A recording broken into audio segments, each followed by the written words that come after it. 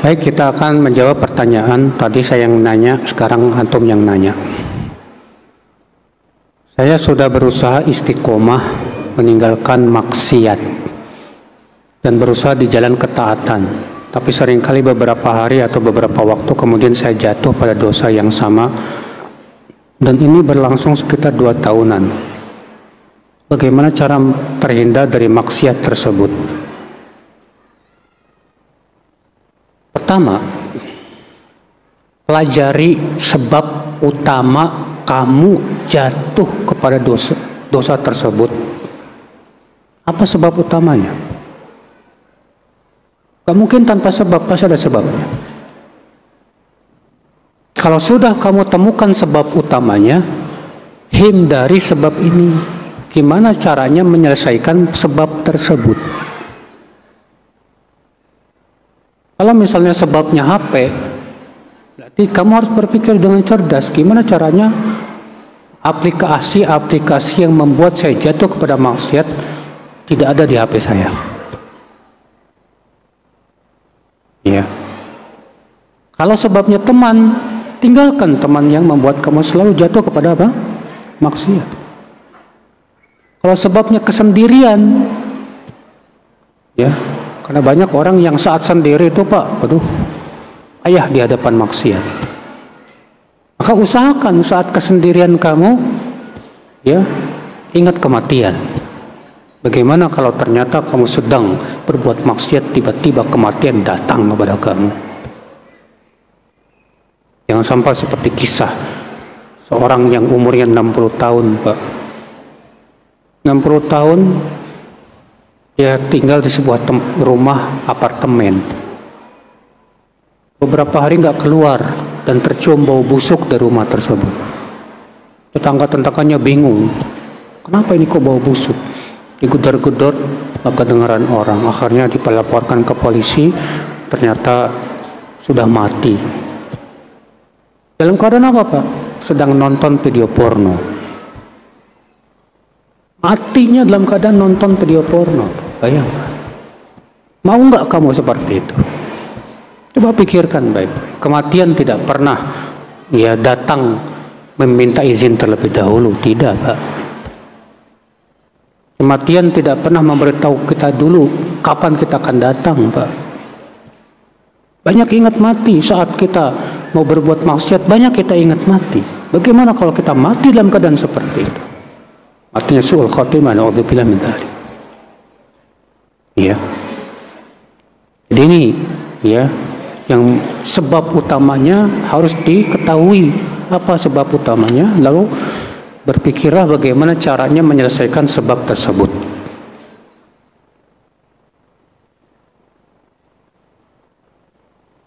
Apa makna dari hadis sesungguhnya fitnah itu akan masuk ke rumah-rumah sebagaimana masuknya air hujan?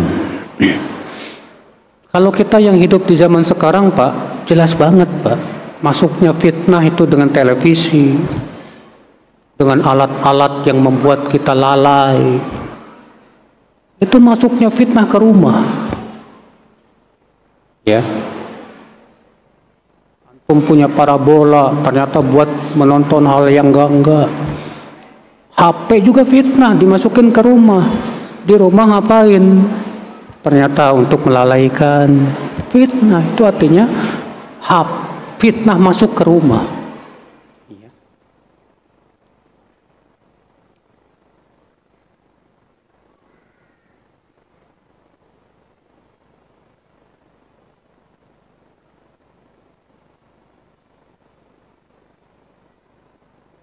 Ustadz, jika kelak Ustadz masuk surga dan saya masuk neraka, kira-kira Ustadz kenal ana enggak ya?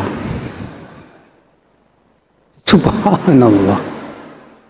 Siapa yang menjamin kita sudah bakalan masuk surga atau neraka? Saya sendiri nggak tahu bakal masuk surga atau neraka, Pak. Mungkin yang bertanya ini udah masuk surga duluan daripada ana. Iya. Ya akhwal Islam, saudaraku seiman. Siapa yang saling membantu nanti pada hari kiamat? Kan hadisnya sudah saya sebutkan tadi.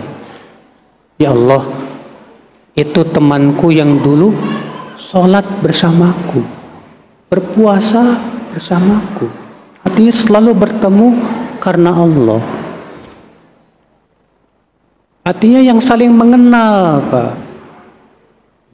Waktu di dunia kenal. Nah sekarang pertanyaannya, kalau waktu di dunia kita nggak kenal gimana? Masalahnya kan hadisnya jelas. Dia sholat bersama kita bareng, berpuasa bersama kita bareng.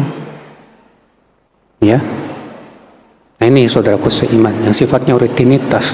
Maka dari itu, antum yang ada di tempat antum harus punya teman yang sholat bersama dia, puasa bersama dia, yang masya Allah dia soleh juga. Ya, saudaraku seiman, rahimani wa rahimakumullah jami'an. Dari itu, ya, setiap kita berusaha, ana dan antum sama dalam hal ini, sama-sama sedang menyelamatkan diri kita dari api neraka, sama-sama sedang berusaha masuk surga, Pak. Dan tidak ada jaminan buat seorang ustadz bahwa dia pasti masuk surga, nggak ada sama sekali. Maka dari itu kalau antum kenal anak dan antum ternyata di surga, anak di neraka, barangkali nanti mudah-mudahan antum kenal anak, ya Allah, dia ustadz yang sudah saya ngajarin saya ilmu, ya ustadz, tolong selamatkan dia dari neraka. Iya.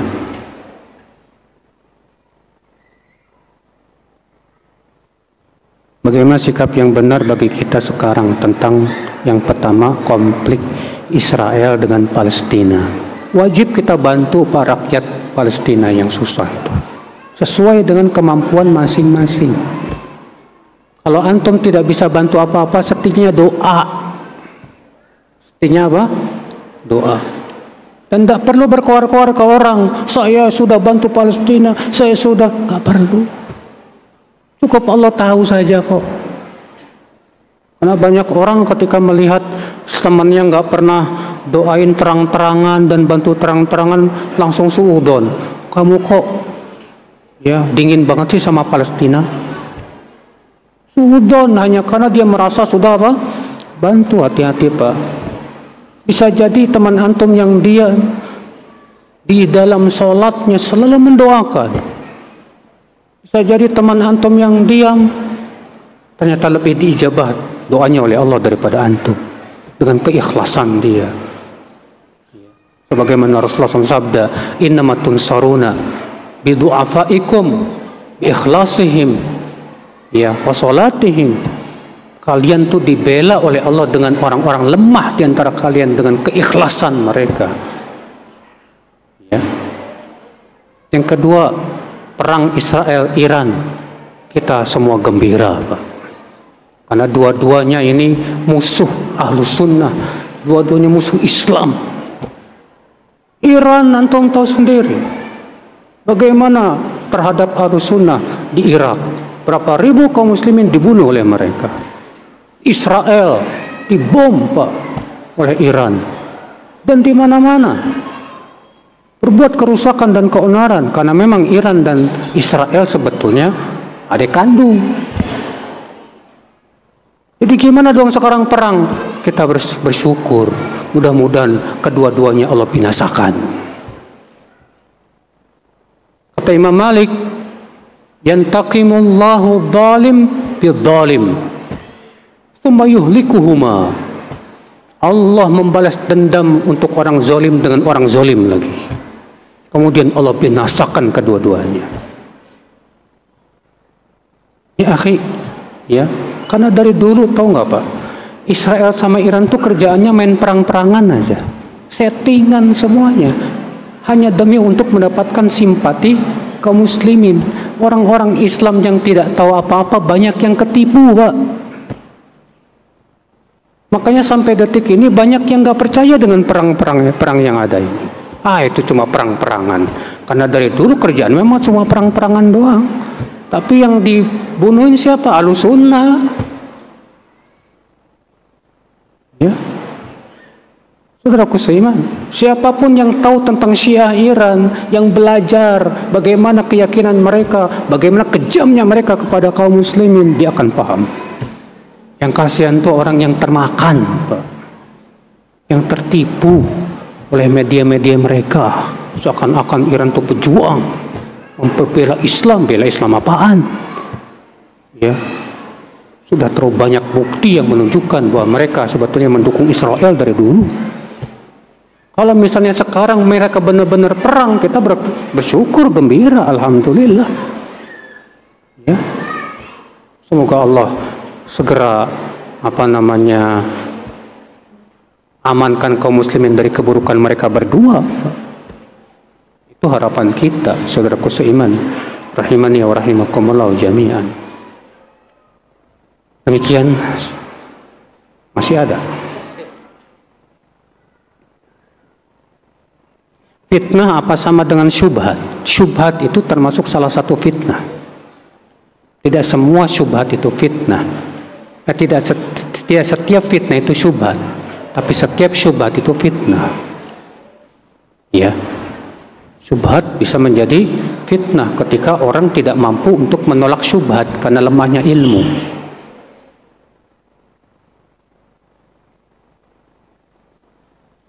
Tadi disebutkan Allah kagum kepada dua orang. Baru yang pertama, yang kedua siapa? Yang kedua kata Rasulullah, orang yang berperang di medan perang lalu kalah pasukannya.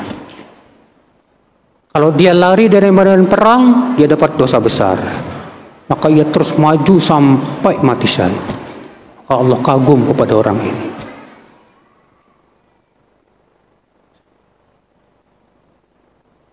Jika seseorang bangun di tengah malam, Ustadz, ternyata yang pertama dia lakukan adalah melihat HP. Scroll sebentar, lalu berwudu dan sholat. Apa seperti itu ahsan? Nggak ahsan, Pak. Yang lebih baik segera wudu, sholat. HP nanti aja. Kecuali memang ada sesuatu yang sangat penting, sangat urgent. Ya. Kalau antum yang pertama kali bangun HP, itu artinya memang yang terbesar di hati antum HP. HP itu sudah betul-betul merasuk di jiwa antum. Itu mulai sudah musibah, saudaraku seiman. Suami saya malas baca Quran. Kadang nyuruh anak ngaji dan hanya mendengarkan. Saya maunya juga dia ikut baca Quran. Kok gitu, Bu? Bagus, Bu, nggak masalah. Mudah-mudahan dari mendengarkan Quran dulu, setelah itu baru baca Quran. Coba dengarkan sama ibu hadis ini. Hadis riwayat Bukhari dari hadis Abdullah bin Mas'ud. Rasulullah bersabda kepada Abdullah bin Mas'ud, "Iqra' alayyal Qur'an." Tolong bacakan Quran kepadaku. Apa kata Ibnu Mas'ud? "Aqra' alaika wa alaika unzil?" Apakah aku akan bacakan kepadamu Al-Quran sementara Al-Quran turun kepadamu ya Rasulullah? Apa kata Rasulullah? Inni uhibbu an asma'ahu min ghairi. Aku suka untuk mendengarnya dari orang lain. Maka kemudian Ibnu Mas'ud membacakan surat An-Nisa. Lihat, Rasulullah mengatakan, aku suka mendengarnya dari orang lain. Jadi pahala orang yang membaca dan yang mendengar, sebagian ulama mengatakan sama. Iya. Nggak apa-apa, Bu. Suami ibu senang mendengar dari anak dulu. Mudah-mudahan dari situ lama-lama dia senang baca Quran. Iya.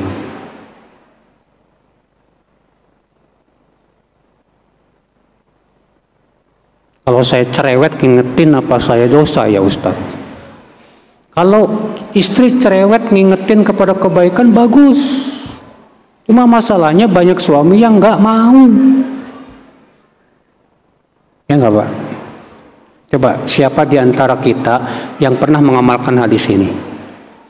Kata Rasulullah, rahimallahu imro'an istaiqadha minal lail fa shalla wa aiqadha ahlaha fa illam tastaiqad rasyad fi wajhiha alma wa rahimallahu imro'atan istaiqadhat fa shallat wa aiqadhat ahlaha fa illam tastaiqid rasyad fi wajhihi ma. Semoga Allah merahmati seorang laki-laki yang bangun malam lalu sholat malam lalu ia bangunkan istrinya, "Mah, bangun." Kalau nggak bangun dicipratin wajahnya dengan air. Dan semoga Allah merahmati seorang wanita yang bangun di waktu malam lalu ia sholat malam lalu ia bangunkan suaminya. Kalau nggak bangun diciprati wajahnya dengan air. Kira-kira antum mau nggak dicipratin sama istri antum? Malam-malam dibangunin sama istri, bangun sholat malam, alhamdulillah, ya, tahu-tahu ceprot aja di wajah antum. Kira-kira antum ngambek nggak? Ya akhi, Rasulullah mendoakan mudah-mudahan dirahmati orang kayak ginian nih. Kalau antum ketika dibangunkan sama istri lalu antum berkata, "Makasih ya ma, kamu sudah bantu aku untuk sholat." Masya Allah, jempol 4 buat antum. Tapi kenyataan banyak yang gak mau dibantu, Pak. Kalau antum punya istri cerewet kepada kebaikan, harusnya bersyukur dong sama Allah. Karena itu sebaik-baik perkara yang dimiliki oleh seseorang, yaitu istri yang solehat yang membantunya untuk menaati Allah. Tapi kitanya yang gak mau dibantu, gimana coba? Ya.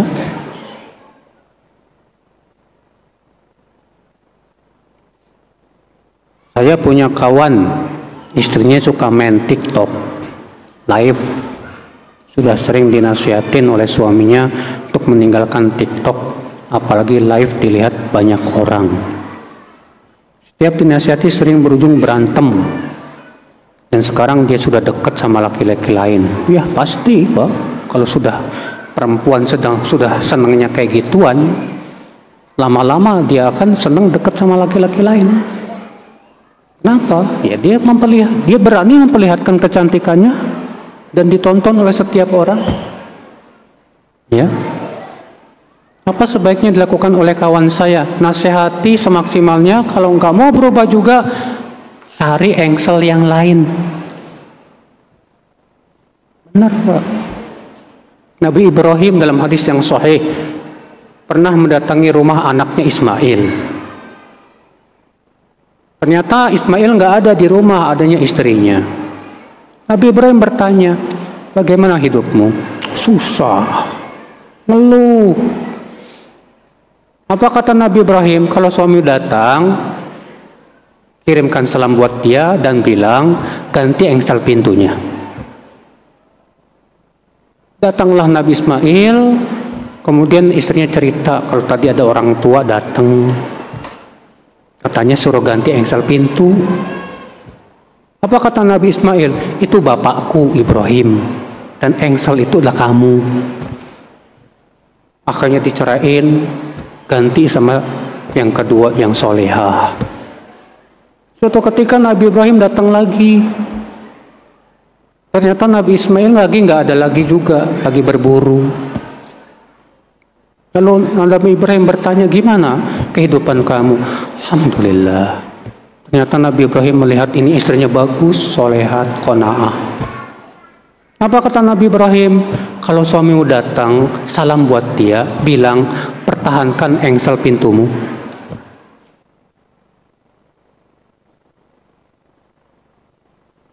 Kita, ya, kata Ismail, itu ayahku Ibrahim, dan engsel itu kamu. Jadi kalau kamu, istri kamu, akhlaknya jelek, Pak, udah dinasihatin berbagai macam cara, ngapain dipertahankan? Tujuan kita berumah tangga itu masuk surga, Pak. Ya. Bahkan dalam hadis disebutkan 3 orang yang gak didengar doanya sama Allah. Seorang laki-laki yang punya istri yang buruk akhlaknya tapi tidak diceraikan. Gak didengar doa antum sama Allah. Bayangkan. Gara-gara antum punya istri yang gak punya akhlak. Akhlaknya buruk tapi antum tetap saja pertahankan. Tapi itu setelah dinasihati terus, berusaha untuk diingatkan. Kalau ternyata nggak mau berubah, ya sudah. Itu memang wanita yang tidak baik buat kamu. Wanita yang mengajak kamu ke neraka. Ya.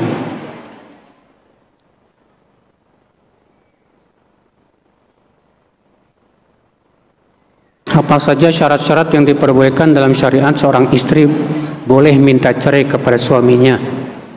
Sebutkan dalam hadis, ayyuma mra'ah ya tas'alu talaq min zawjiha min ghairi ma ba'sin fa haramun 'alaihi raihatul jannah kama qala. Siapa saja wanita yang minta talak, minta cerai kepada suaminya tanpa ada udzur, maka haram dia mencium bau surga. Berarti itu menunjukkan kalau udzurnya syar'i boleh. Apa udzur syar'i?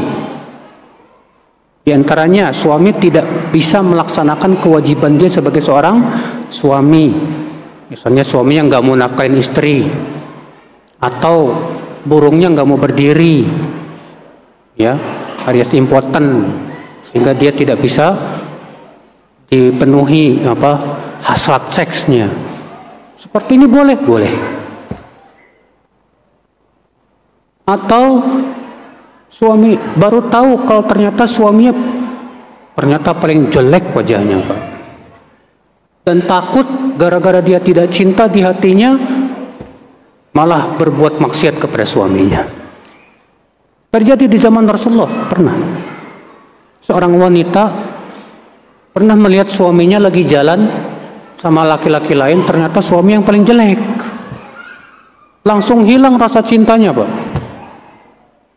Akhirnya dia datang ke Rasulullah, ya Rasulullah, suamiku aku tidak cela tentang agama dan akhlaknya, bagus, tapi aku takut kalau aku kufur dalam Islam. Apa kata Rasulullah? Kamu mau mengembalikan maharnya dulu, hadiqah? Mau? Ya udah, akhirnya Rasulullah memisahkannya. Khulu dia, Pak. Kalau memang keadaan seperti ini silahkan, Pak.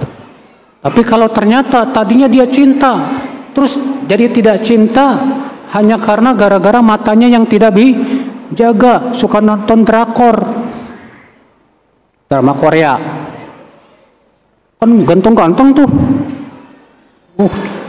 bintang film ganteng-ganteng, mereketeng-teng, Pak, kayak sekoteng, hidungnya mancung, wah, pas ngeliat suaminya, ya Allah, oh, suamiku nggak kayak dia ya. Ini kesalahan istri. Itu sama sekali bukan udzur syar'i. Yang terlebih, yang terutama tadi, Pak, kalau suami tidak memenuhi kewajiban dia sebagai seorang sebagai seorang suami, istri punya hak untuk minta cerai. Demikian pula kalau suami zolim. Demikian pula kalau suami nggak sholat. Bahkan Syekh Utsaimin mengatakan kalau suami nggak sholat wajib cerai, karena orang yang tidak sholat bukan muslim lagi statusnya, ya. Nah jadi ini diantara hal-hal yang diperbolehkan seorang istri untuk minta cerai. Adapun kalau suaminya baik, hanya karena misalnya si istri melihat satu atau dua kekurangan suami, dia lupakan kebaikan yang banyak. Wah, ini istri calon penduduk api neraka ini. Ya. Maka sabarlah wahai istri, saat suamimu kekurangan. Dulu waktu suamimu kaya, kamu seneng. Ketika suamimu sekarang sudah seret hidupnya, tapi dia tetap berusaha mencari nafkah buat kamu malah tidak cinta lagi gara-gara duit. Itu menunjukkan kamu jelek, ya. Kamu orangnya nggak punya qanaah. Cinta kamu sama suami ternyata cinta duit, bukan cinta karena Allah Subhanahu wa Ta'ala.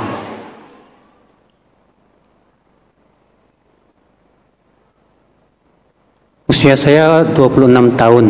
Bagaimana cara menghilangkan rasa tidak enakan? Apalagi rasa tidak enakan terhadap teman dekat, yang dimana seringkali membawa dampak tidak baik. Tidak enakan tuh maksudnya gimana, Mas? Karena tidak enakan ini kita harus lihat keadaannya. Kalau tidak enakan begini, gak enak kalau teman antum yang ngasih ke antum, maunya antum yang ngasih ke dia, bagus. Gak enak lah kalau antum ngasih saya yang harus ngasih kamu. Gak enak kalau temannya bantu kamu, maunya kamu bantu dia. Bagus, itu gak enakan yang bagus namanya. Gak enak kalau antum mengucapkan kata-kata yang bisa menyakiti hatinya. Bagus. Gak enak kalau antum menyebutkan tentang aib-aib seseorang di hadapannya. Bagus.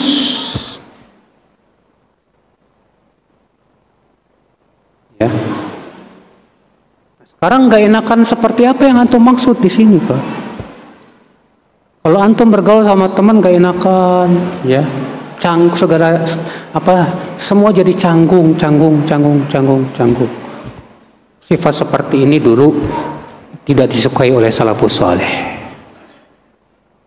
Salafus saleh dulu gak suka kepada teman yang selalu gak enakan, ya. Kenapa? Kalau kita selalu gak enakan sama teman, itu artinya tidak menganggap dia sebagai betul-betul teman kita dalam hidup kita, Pak. Jadi gimana dong? Ya, pertama, jangan punya banyak pikiran yang enggak. Ketika enggak enakan tuh biasanya akibat daripada banyak kekhawatiran. Banyak apa? Kekhawatiran. Yang kedua, sampaikan ke temanmu, akhi, afwan, ana ini orangnya enggak enakan. Tolong kalau misalnya ada sikap nggak enakan ana yang antum nggak sukai, tolong sampaikan ke ana ya, supaya jadi enak ke sama antum. Minta bantuan sama teman antum, ya, mudah-mudahan teman antum bisa bantu antum untuk bisa merubah sikap yang nggak enakan tersebut. Saya bekerja di instansi kesehatan dan saya ingin istiqomah dalam memanjangkan jenggot. Tapi tempat saya bekerja dan hampir semua instansi kesehatan tidak boleh berkumis dan tidak boleh berjenggot. Apakah saya harus keluar dari pekerjaan saya, Ustadz? Aneh ya Pak, di negeri ini. Di barat sana banyak dokter berjenggot, gak masalah. Ya. Di luar negeri sana banyak dokter berjenggot, gak masalah. Cuma di negeri ini negeri Islam, nggak boleh jenggot, nggak boleh kumis. Kalau kumis ya alhamdulillah memang benar disuruh dipendekin. Ya jenggot, apa salahnya jenggot? Oh nanti kena macam-macam, ya kan bisa ditutupi pakai masker dan yang lainnya. Jadi gimana dong sikap saya? Istiqomah, yakini rezeki dari Allah, Pak. Kenapa? Karena Rasulullah yang menyuruh kamu berjenggot. Rasulullah yang menyuruh kita berjenggot, wahai para laki-laki. Kata Rasulullah apa? Juzzu syawarib wa'ful liha. Pendekkan kumis dan panjangkan janggut. Pernah suatu ketika Rasulullah kedatangan Pak utusan orang Majusi dari Raja Persia. Dalam keadaan apa? Jenggotnya habis, kumisnya panjang. Apa kata Rasulullah kepada utusan Persia ini? Man amaraka bihadza? Siapa yang menyuruh kamu seperti ini? Apa kata si orang Majusi ini? Rabbi, Tuanku. Apa kata Rasulullah? Lakinna Rabbi amaroni bi'ifaiha. Tapi Tuhanku menyuruh untuk memanjangkan janggut. Perintah Allah masalahnya. Jadi gimana dong? Sabar. Insya Allah kalau antum sabar, Allah berikan kepada antum pahala 50 sahabat. Pahala apa? 50 sahabat, kata Rasulullah SAW. Al-mutamassik bidinihi, ya, orang yang berpegang kepada agamanya di zaman fitnah, ya, diberikan pahala 50 sahabat. Bayangkan. Luar biasa, besar pahalanya kalau antum bisa istiqomah. Apakah dengan belajar tahsin dan bahasa Arab termasuk bisa menjaga keimanan dan terhindar dari kekafiran. Kalau kamu belajar tahsin dan bahasa Arab tujuannya untuk memelihara Al-Quran, ya. Tujuan untuk memahami Al-Quran, bagus. Karena memang Al-Quran bahasa Arab, hadis bahasa Arab. Bahkan Imam Syafi'i pendapatnya belajar bahasa Arab itu fardu ain. Imam Syafi'i loh Pak. Makanya antum yang mengaku madhab Syafi'i nggak bisa bahasa Arab, berarti antum bukan madhab Syafi'i antum. Imam Syafi'i pendapatnya begitu. Muslim yang tidak bisa bahasa Arab dosa. Tapi jumhur ulama pendapatnya apa? Bahasa Arab fardu kifayah. Dan yang paling kuat wallahu alam pendapat jumhur ulama. Apa alasan Imam Syafi'i mengatakan Muslim itu fardu ain bahasa Arab? Karena belajar Al-Quran dan hadis kata Imam Syafi'i kewajiban setiap Muslim. Sedangkan Al-Quran bahasa Arab, hadis bahasa Arab. Ya.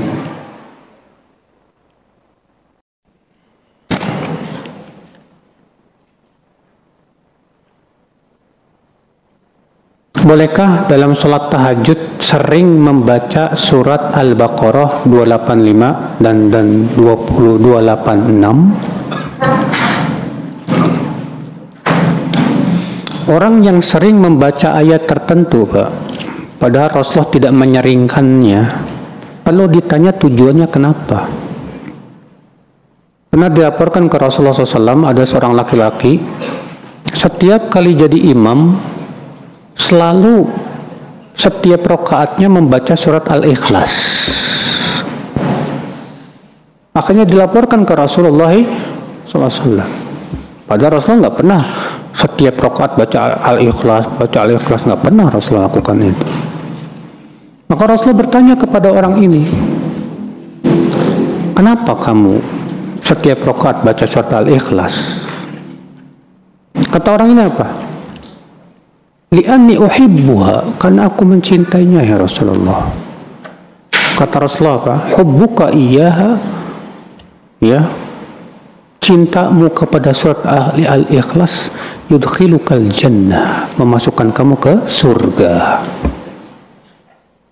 Artinya orang ini Pak membaca Al-Ikhlas itu semata-mata karena dia cinta kepada surat apa? Al-Ikhlas, bukan karena meyakini bahwa itu disunahkan seperti halnya diperintahkan oleh Rasulullah SAW, tidak. Ya, kalau seperti itu niatnya nggak masalah. Adapun kalau niatnya dia sering membaca ayat tertentu di sholat tahajud karena dianggap dia itu sunnah, diajarkan oleh Rasul, kita tanya dalilnya mana? Wajib bawa dalil kamu. Karena itu ibadah harus sesuai dengan petunjuk Rasulullah SAW.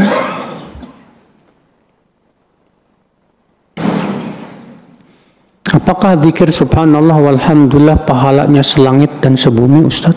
Ada hadisnya memang. Rasulullah bersabda, alhamdulillahi tamla'ul mizan wa subhanallah walhamdulillah tamla'ani ma baina sama'i wal ard. Itu ada dalam hadis Arba'in Nawawiyah yang sudah pernah kita bahas. Ucapan alhamdulillah memenuhi timbangan, dan ucapan subhanallah dan alhamdulillah memenuhi apa yang ada di langit dan di bumi. Ya, itu menunjukkan akan agungnya ucapan tersebut di sisi Allah Subhanahu wa taala. Wallahu a'lam.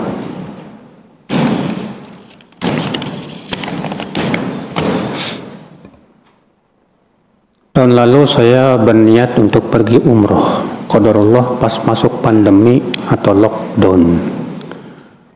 Dan setelah pandemi travelnya memberikan janji-janji palsu atau diulur waktu sampai beberapa tahun, dan akhirnya saya menarik uang saya. Pertanyaannya, apakah niat saya sudah sampai Ustadz untuk umroh? Dapat niatnya, pahala niatnya Pak, bukan pahala umrohnya, tapi pahala apa? Niatnya. Ya.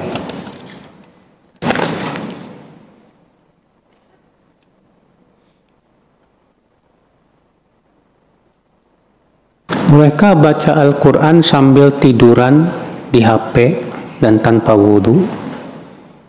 Kalau terbangun malam terkadang suka bingung mau ngapain Ustadz. Apakah masih berpahala? Kok bingung? Kan ada sholat malam. Kenapa enggak sholat malam? Kenapa harus bingung? Baca Quran sampai tiduran boleh-boleh. Aisyah radhiyallahu anha, beliau suka baca Quran sambil tiduran. Aisyah mengatakan, karena Rasulullah SAW yadhkurullah ala kulli ahyani. Adalah Rasulullah SAW berzikir pada setiap keadaannya. Allah berfirman, alladzina yadhkuruna Allah qiyaman wa qu'udan wa ala junubihim. Itu orang-orang yang senantiasa berzikir, baik saat berdiri, saat duduk, maupun saat berbaring. Ya, boleh. Dan tanpa wudu boleh, tapi yang paling utama adalah dengan apa? Wudu. Karena Rasulullah mengatakan, inni karihtu an azkurallah ala ghairi tuhrin. Aku tidak suka mengingat Allah dalam keadaan tidak bersuci. Ya.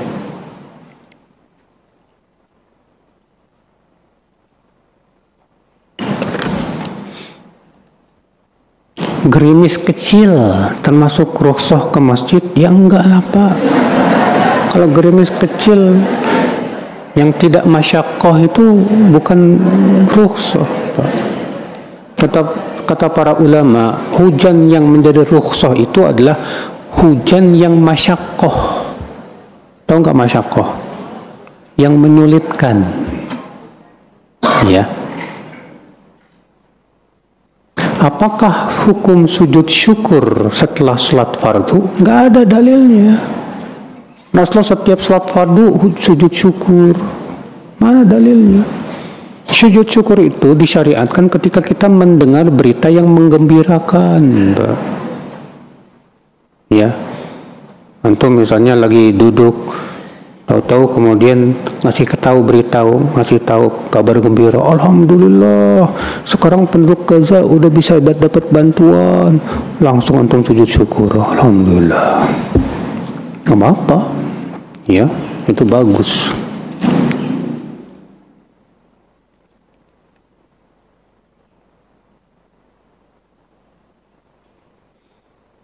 Saya suka ngajak teman-teman untuk ngaji ke blok M, tapi disertai dengan iming-iming kuliner duluan agar teman-teman mau ikut kajian. Iya. Apakah niat saya mengajak kajian dengan kuliner terlebih dahulu diperbolehkan? Pertama, niatkan untuk yang terutama ya, untuk kajian. Nanti setelah kuliner makan, ingetin sekarang kita ngaji yuk, dan ikhlaskan niat kalian. Ya, karena ketika berangkat pertama di rumah nggak ikhlas tuh, karena tujuannya apa? Kuliner, bukan buat ngaji. Nah setelah kuliner ingetin lagi, sekarang kita ngaji, ikhlaskan niat kalian buat ngaji, udah dapat pahala besar. Jadi diperbaharui niatnya supaya mengikhlaskan niat betul-betul untuk menuntut ilmu. Ya. Bolehkah kita merutinkan sholat tahajud? Justru memang sholat tahajud sangat dianjurkan dirutinkan. Sangat dianjurkan. Bukan cuma boleh Pak, sunnah muakkadah, sunnah yang sangat ditekankan ya, untuk kita rutinkan setiap malam.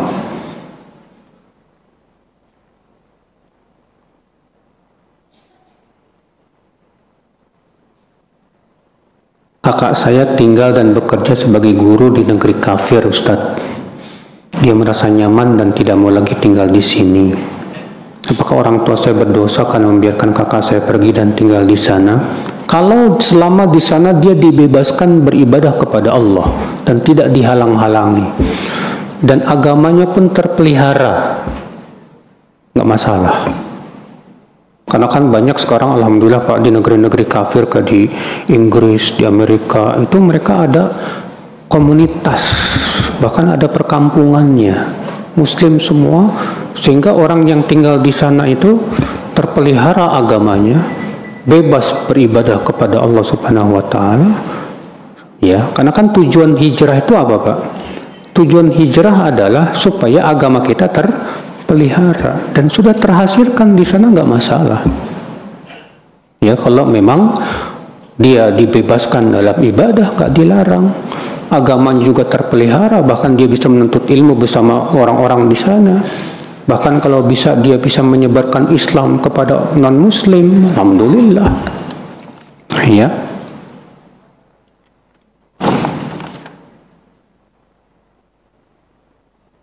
Zakat fitr boleh nggak diberikan kepada adik kandung? Adik kandung tidak wajib kita nafkahi. Berarti boleh? Boleh, nggak masalah.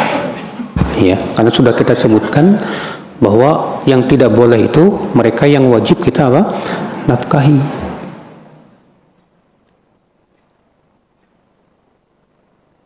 Apakah seorang istri yang kaya boleh memberi zakat mal kepada suami? Lah kan sudah disebutin tadi. Ya. Sudah saya sebutkan tadi, Bu, Pak, bahwa boleh istri memberi zakat malnya kepada suami. Kepada anak boleh tidak? Ya. Dan kepada orang tuanya. Karena masalahnya apa? Istri itu tidak punya kewajiban untuk menafkahi siapa? Suami. Tidak pula ada kewajiban menafkahi orang tua, wanita itu. Makanya wallahu alam boleh. Adapun kepada anak, wallahu alam. Kalau misalnya memang ya, karena anak itu tanggung jawab bersama masalahnya, Pak. Tapi memang yang wajib membiayai dan menafkahinya siapa? Suami.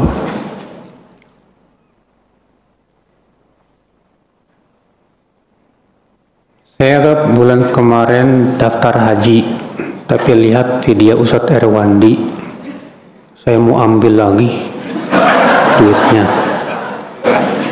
Karena saya pernah baca dan dengar alasannya harus yang darurat, sakit atau yang lainnya. Apakah alasan saya, Ustadz? Saya masalahnya masih ngekos. Artinya saya juga belum mampu sebetulnya buat haji. Tapi bisa kumpul dikit-dikit rezeki lah sebagai ikhtiar saya. Mudah-mudahan nanti bisa haji. Ya.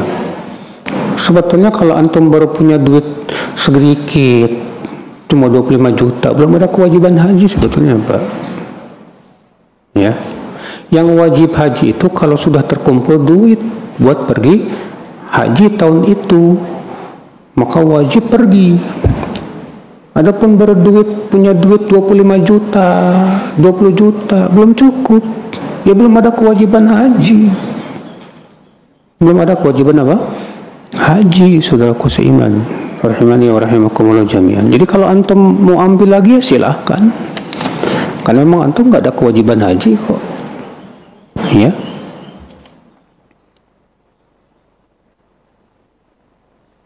Bolehkah ibu bersedekah kepada anaknya yang belum bekerja? Boleh banget. Yang ibu berikan kepada anak itu jadi sedekah. Ya.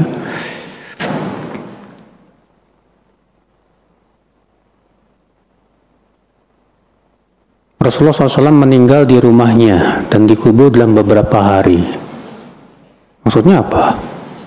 Pertanyaannya apa? Tahu doang. Iya, Pak. Saya kurang dengar, Pak. Kadang kurang dengar saya. Maksudnya Bapak ini bertanya berapa hari Rasul dikuburkan begitu?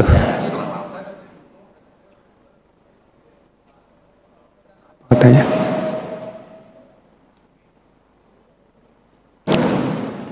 Rasulullah dikuburkan lebih daripada 1 hari. Meninggal dikuburkan lebih dari 1 hari. Iya, memang Rasulullah dikuburkan setelah 3 hari. Kenapa? Karena ada udzur syar'i. Waktu itu Abu Bakar, Umar, Utsman mau mengurus jenazah Rasulullah SAW. Rupanya kaum Ansor lagi ngumpul untuk menentukan siapa yang menjadi pemimpin khalifah. Maka disampaikanlah kepada Abu Bakar, Umar, Utsman, akhirnya mereka tidak jadi mengurus jenazah Rasulullah SAW. Kenapa? Karena ini masalahnya lebih besar, Pak. Ya, menegakkan kekhilafahan itu lebih wajib. Pergilah mereka sampai kemudian terjadilah baiat kepada Abu Bakar. Setelah selesai baiat, baru kemudian diuruslah jenazah Rasulullah sallallahu alaihi wasallam. Ya.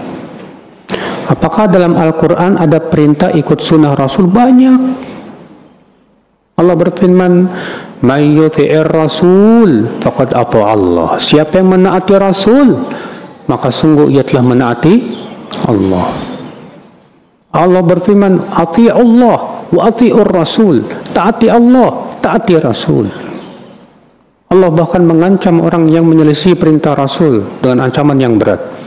"Falyahdharil ladzina yukhalifuna an amrih an tusibahum fitnah aw yusibahum adzabun alim."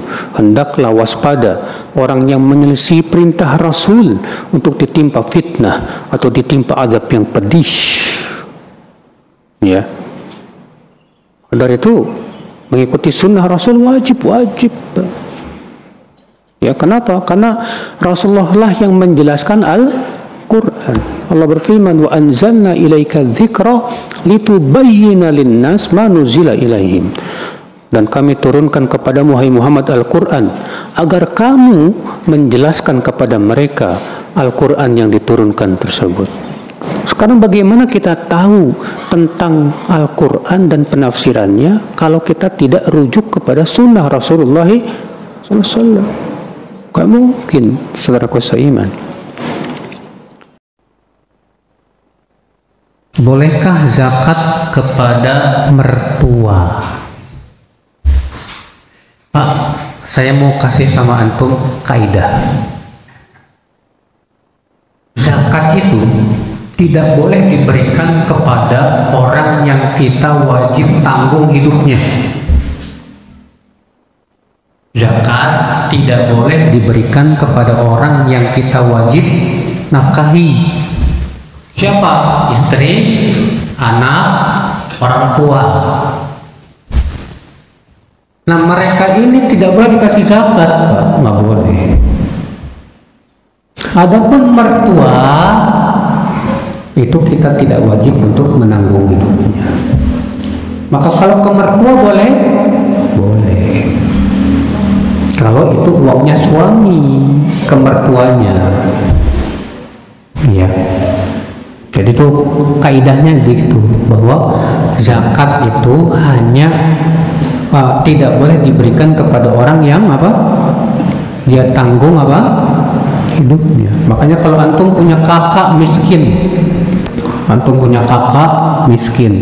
atau adik miskin, boleh nggak kita kasih dia dari zakat harta kita? Boleh, nggak apa-apa. Karena kakak, adik nggak wajib kita tanggung hidupnya, Pak. Nggak wajib kita nafkahi. Paham tidak, Pak? Nah ini, ya Allah wa'ala.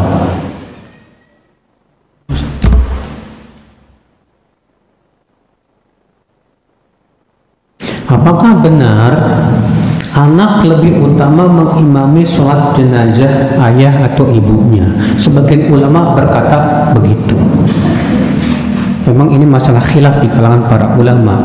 Siapa yang paling berhak menjadi imam untuk jenazah? Kalau saya lebih condong kepada pendapat yang mengatakan bahwa yang paling berhak menjadi imam jenazah adalah penguasa.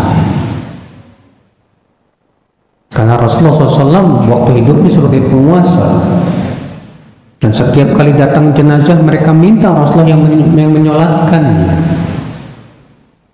Yang kedua, imam rawatib.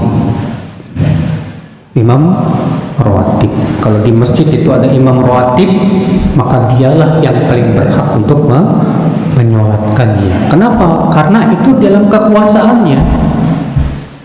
Sebutkan dalam hadis, la ya'ummanna ar-rajulu rajula ya fi sultanihi aw kama qala.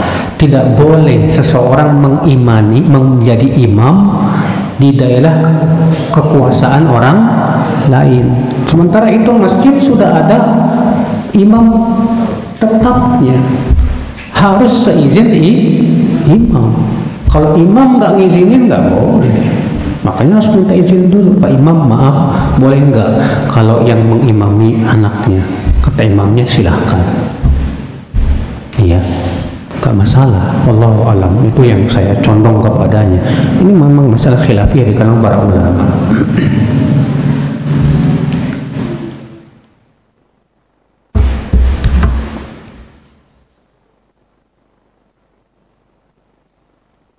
Tolong jabarkan pengertian surat Al-Ghasyiyah ayat 3 sampai 4. Allah Ta'ala berfirman dalam surat Al-Ghasyiyah ayat 3 dan 4.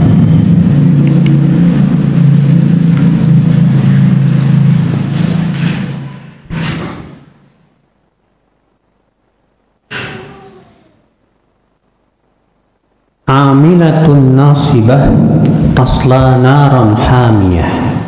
Allah berfirman, hal ataka hadithul ghasyiyah, apakah telah datang kepada kamu berita tentang al-ghasyiyah? Al-ghasyiyah itu hari kiamat, Pak. Wujuhun yawma idzin khasyiyah, wajah-wajah di hari itu tunduk ketakutan. Amilatun nasibah, dia sudah banyak beramal dan capek lelah.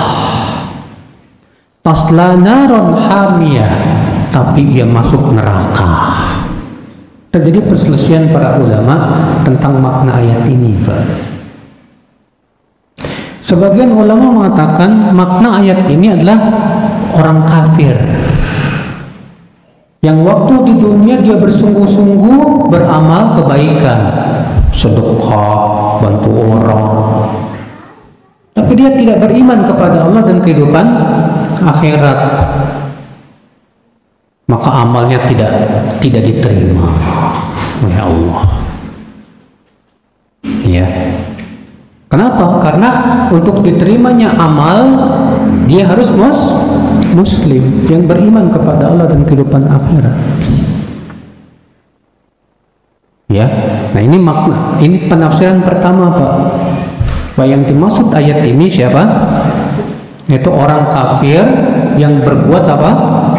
Amal kebaikan. Ya. Akibatnya apa? Dia banyak beramal kebaikan, tapi tetap masuk neraka.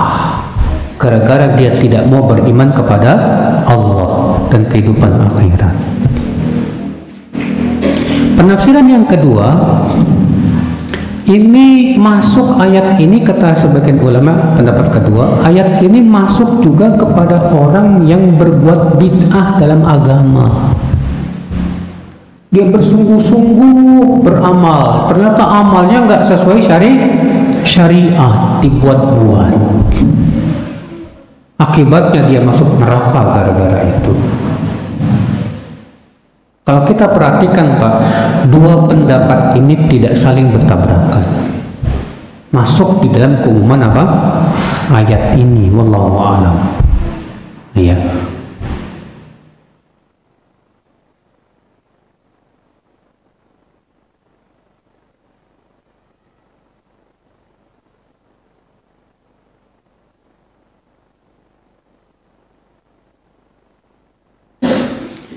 Membaca Al-Quran yang lebih baik untuk mendapatkan pahala, apakah hanya membaca Al-Qurannya saja atau dengan artinya? Apa makna pertanyaan ini? Kalau makna pertanyaan ini artinya biar mendapatkan pahala yang lebih besar, pahala yang lebih besar, maka saya katakan, kamu baca artinya sehingga kamu bisa memahaminya, itu lebih besar dibandingkan kamu baca tapi tidak paham. Kenapa? Karena Allah menyuruh kita untuk mentadaburi Al-Quran. Allah mengatakan afala yatadabbarunal Quran, tidakkah mereka mentadaburi Al-Quran? Dan tadabbur Al-Quran itu adalah memahami makna-maknanya, ya.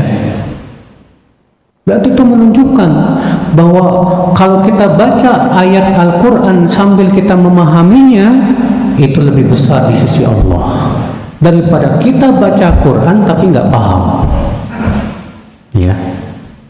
Nah, kalau kita baca Quran tidak paham, dapat pahala? Tetap dapat pahala. Masukkan dalam hadis, man qara al-Quran faqul falahu bi kulli harfin hasanah wal hasanatu bi asyri amsalha. Siapa yang membaca Al-Quran, maka setiap hurufnya mendapatkan 10 kebaikan, ya. Masya Allah.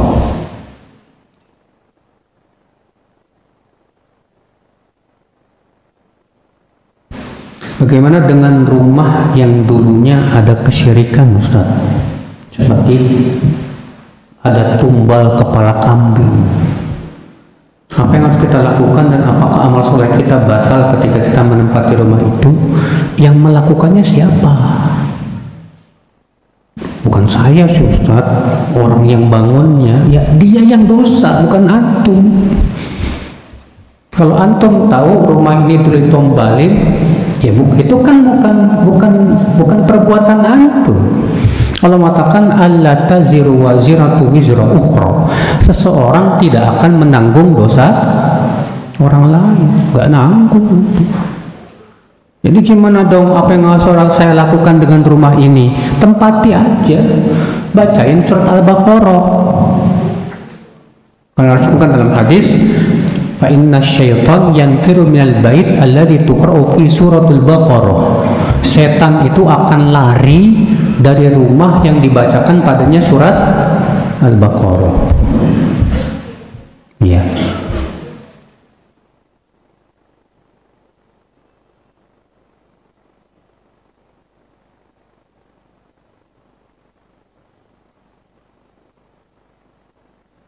Niat sholat asar di dalam sholat, ingat belum sholat zuhur. Diubah niatnya maka tidak sah sholatnya. Pertanyaan, apakah orang tersebut sekarang ini harus sholat zuhur dan asar? Rupanya ada yang pernah ini. Ya, kalau misalnya baru tahu, oh ternyata nggak boleh ya, nggak sah ya, sebaiknya diqodho, Pak. Sebaiknya apa? Diqodho. Ya. Diqodho sekarang sholat zuhur dan asar. Yang dulu karena ketidaktahuan kita. Wallahu a'lam.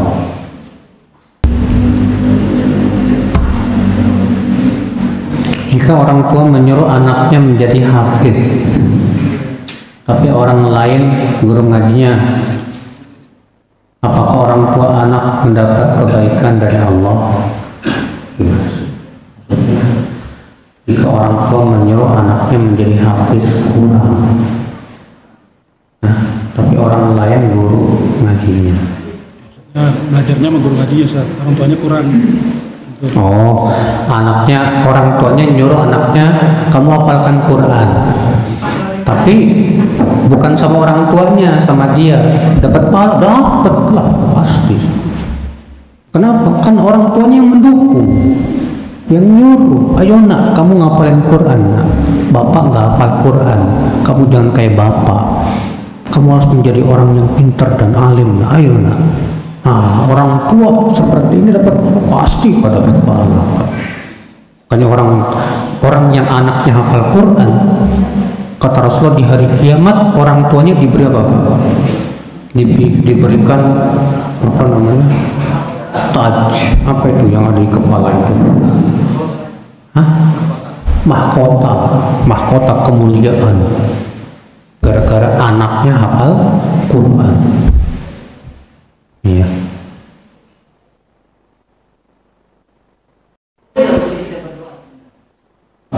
Di saat baca surat Al-Fatihah, pas baca iyyaka na'budu wa iyyaka nasta'in, boleh nggak diselingi doa sebentar? Tidak ada dalilnya, Pak. Rasulullah SAW tidak pernah menyelingi Al-Fatihah dengan doa. Ya, Rasulullah SAW hanya disebutkan dalam hadis beliau memberikan jeda satu nafas.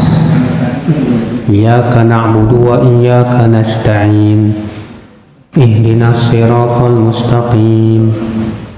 Siratal ladzina an'amta 'alaihim. Gak ada satupun dalil bahwa Rasulullah SAW ketika iyyaka na'budu wa iyyaka nasta'in doa ya Allah ampuni dosaku. Ini tidak ada. Ini menyelisihi petunjuk Rasulullah Sallallahu Alaihi Wasallam. Kalau di luar sholat? Kalau di luar sholat nggak masalah. Hah? Dalam sujud baca Al-Fatihah. Berdoa dalam sujud memang sangat ditekankan. Kata Rasulullah SAW, فَأَمَّا السُّجُودُ فَاجْتَهِدُ فِيهِ الدُّعَاء. Adapun sujud maka bersungguh-sungguhlah berdoa kepada Allah. Memang sujud tempatnya doa. Ya Pak. Baik, saya kira cukup sampai di sini Pak. Subhanakallah bihamdik asyhadu an la ilaha